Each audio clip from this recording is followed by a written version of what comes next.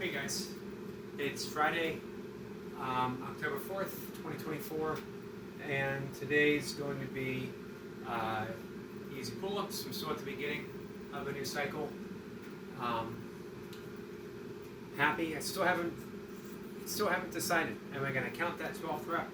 Tip of my chin, got over the bar. I usually like having the chin all the way over the bar. However, it's 12 reps. And the intent was there, and the chin got over. So I'm tempted to count it. It doesn't matter. I'm still happy because I went for 12. It's been a while since I've done that. So starting the new cycle over. Yesterday was 2-1-1. Today I'm going to do 3-2-1. Maybe I'll do. We'll see. I was going to say maybe I'll do 2-2-1. It doesn't matter.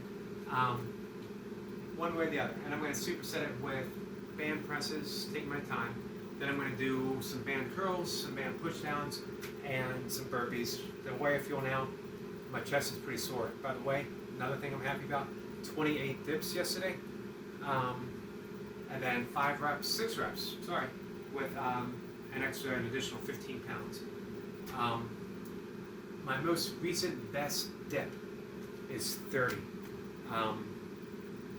And I haven't been 25, 24, 25, 26. I think I got 27 a few sessions ago. So I'm pretty happy with 28. Anyway, let's get started. So I was saying about burpees. Pretty sore from my dips yesterday. When I was doing my warm-up set of burpees, I could feel a little tugging in my left delt, which is my troublesome shoulder. So I might take it easy and just do 51 pumps, call it a day. But we'll see. Let's get there first.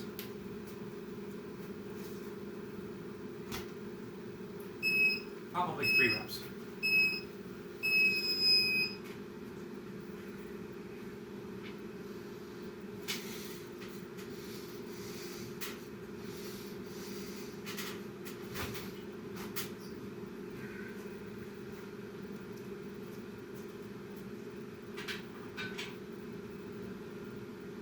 Three reps.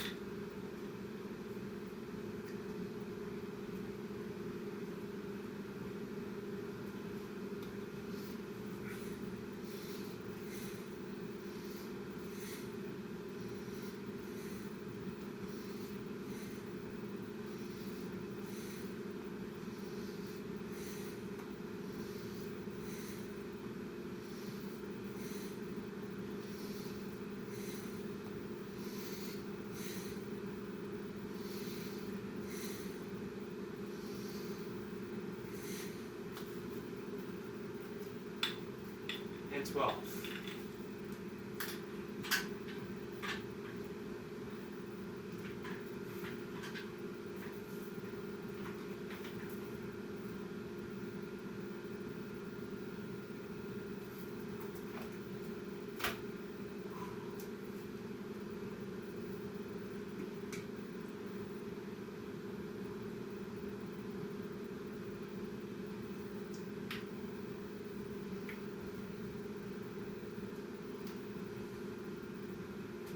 So one of the things I hope to highlight,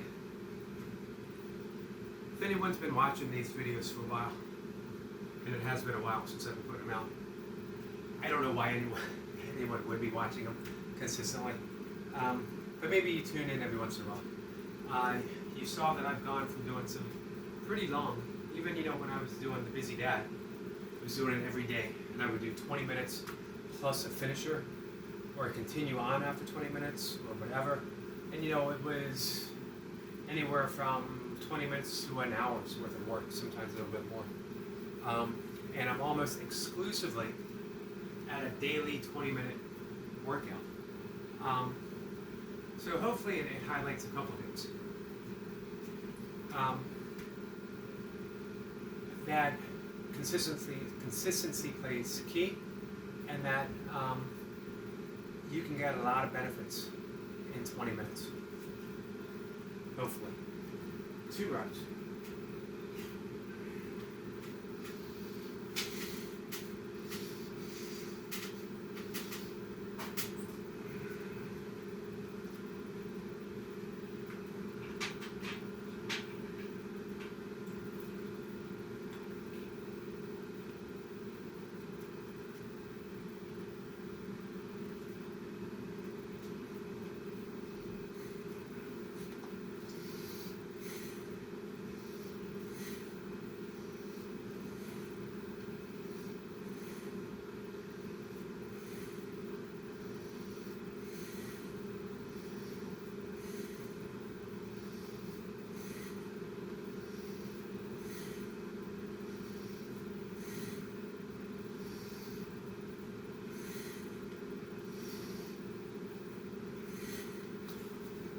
Also,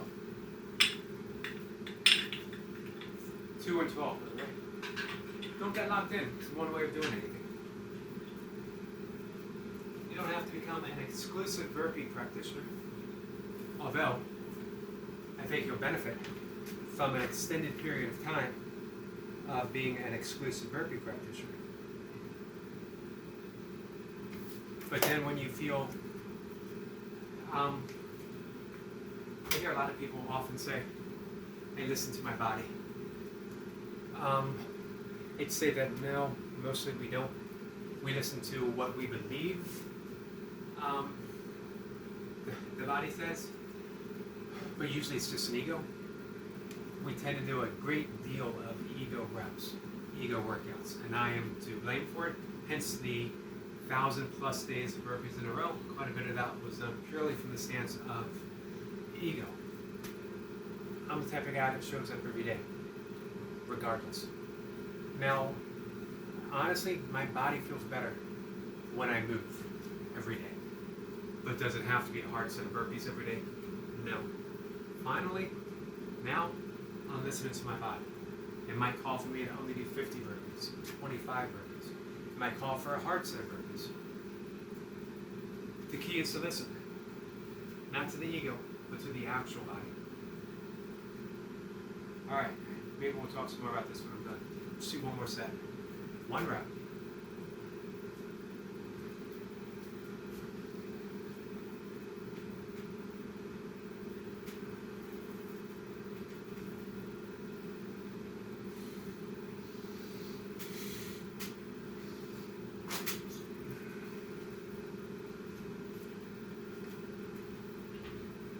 Something to be said for 1 clean rep.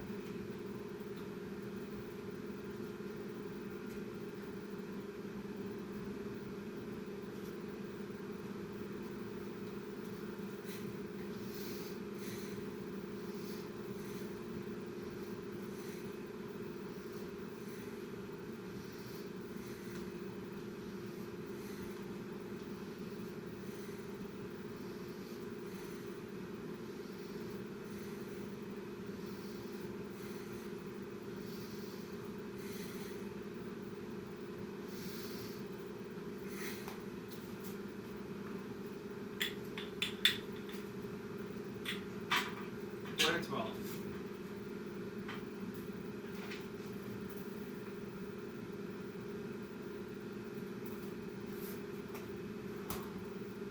Let's get my band up.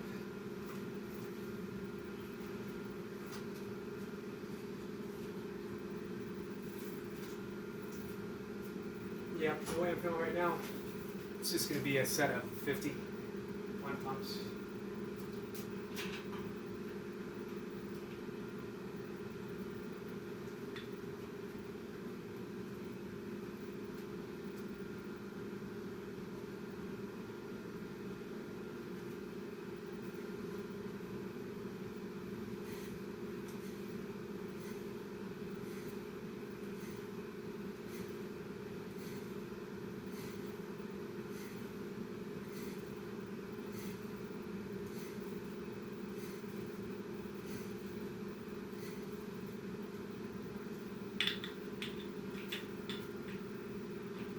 Soon I'm going to have to try doing curls and presses with the double bands.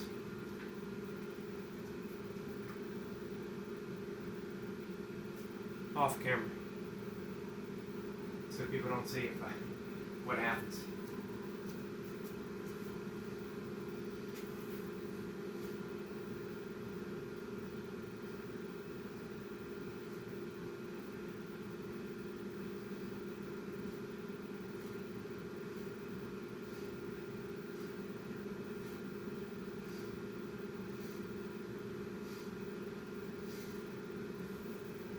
Man, I really like those fan press downs. It's just constant tension on the tricep itself.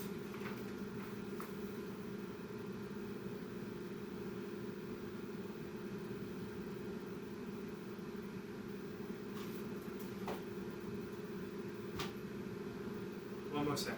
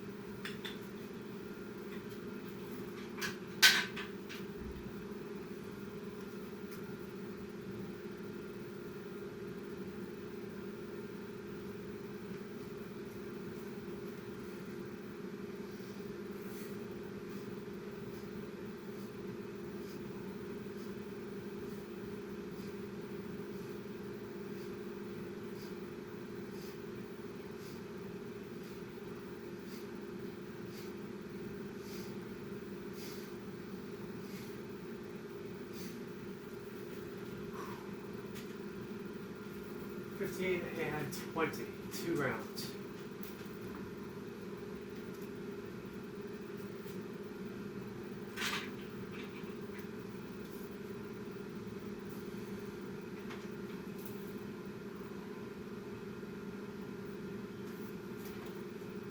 Let's knock out 50 reps, guys.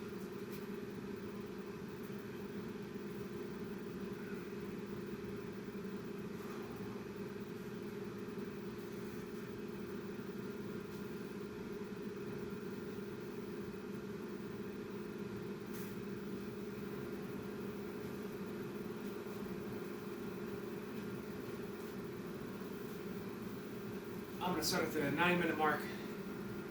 So, in 16 more seconds. Nasal breathing, 50 reps. Since I'm only doing 50, I'll try to set a good pace.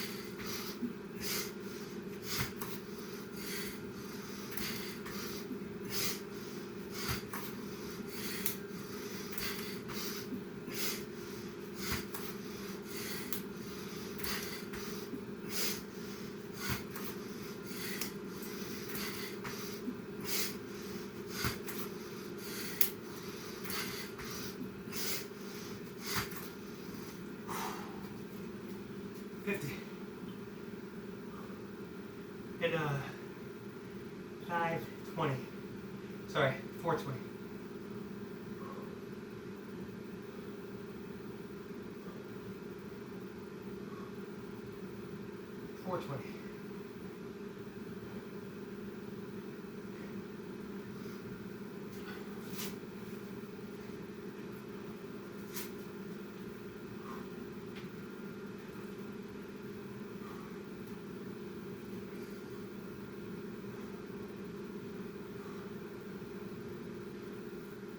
Done.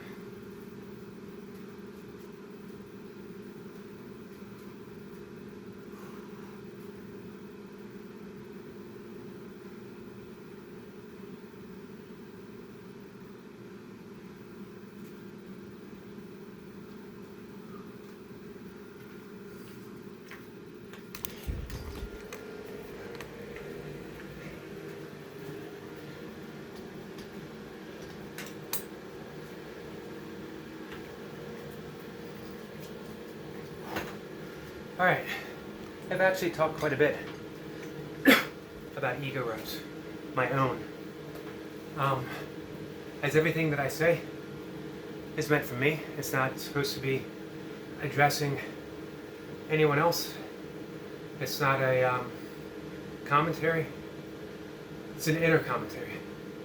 Where I am, what I've done, where I'm going.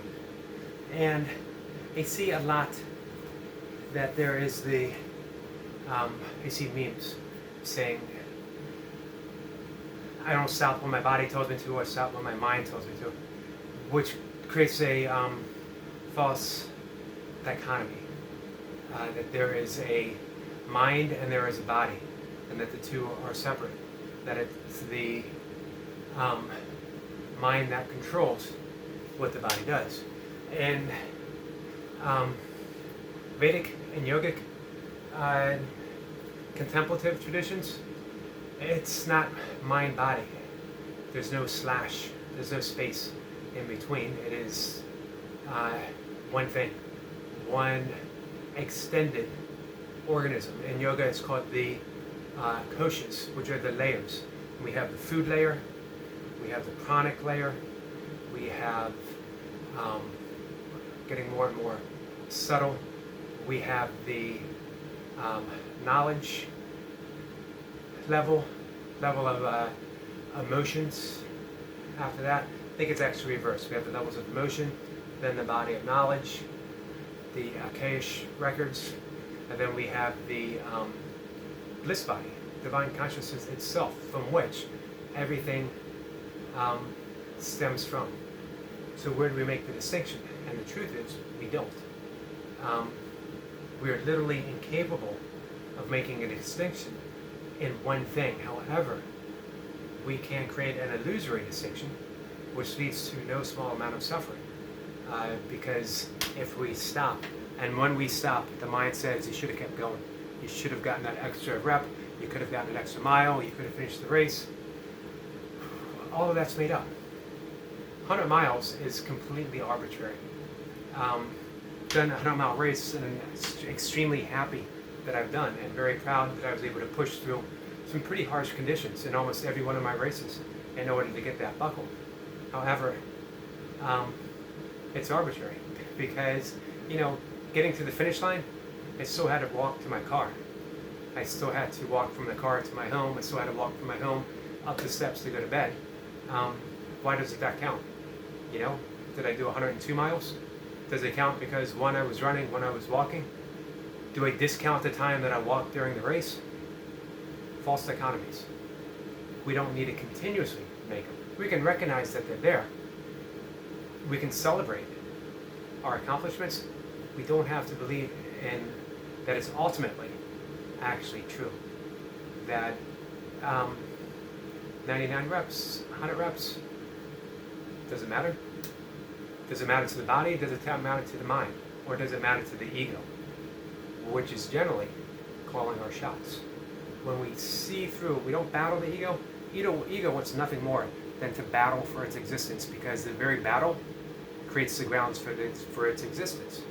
But when we see through it, life gets a lot easier. Everything becomes more enjoyable.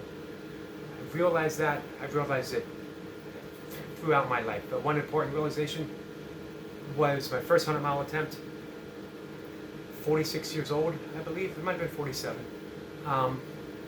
And I got to 66 miles, tapped out. I made so many mistakes. I went out too fast. I was shooting for a sub 24. I was actually shooting for a sub 20 without really telling everyone. So I set the pace for that. Your first 100, don't set a time goal. Just go for the finish. My knees were hurting. I didn't want to take anything to help with that. I was slightly dehydrated. I was trying to subsist solely 100% on fruit. Not a bad idea, but I didn't eat enough to sustain me as well. I was trying to keep it very pure. I didn't use electrolytes, water, and fruit. Rookie mistakes. Even though I had been ultra running for well over a year at that point, 2 years maybe, and I thought I was ready. Training-wise, I was. Mentally, I wasn't prepared to slow down when I needed to slow. I wasn't prepared to correct mistakes. But here's what I realized. 66 miles was 16 miles past my previous best. I had done quite a few 50-milers and a lot of 50Ks before that. A huge accomplishment.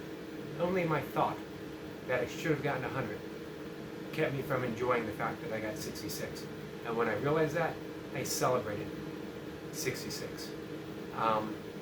So much so that I immediately signed up for, this was in April, and I signed up for another 100 in June, completely discarding the fact that I had to finish the 100 miles. That now I was sort of free. I could just go out and run and get what I get and be happy with it. And that was the basis, pretty much, for the rest of my ultra running career. Round counterclockwise around counter to virtually every other person that I was running with, who would urge me, hey, don't you think you could keep going on, or do you think you should stop? Either way. And I always tried to listen past the ego to what my mind, body, spirit was telling me to do. I never regretted that. I have often and almost always regretted listening to my ego, because then it just becomes a celebration of my ego. So, that's it. Ego reps. They happen. They still happen to me. I still get drawn in. I still got drawn in my ultra running. It just gets easier. It gets easier to smile at it. Smile at the ego and the demands that it makes.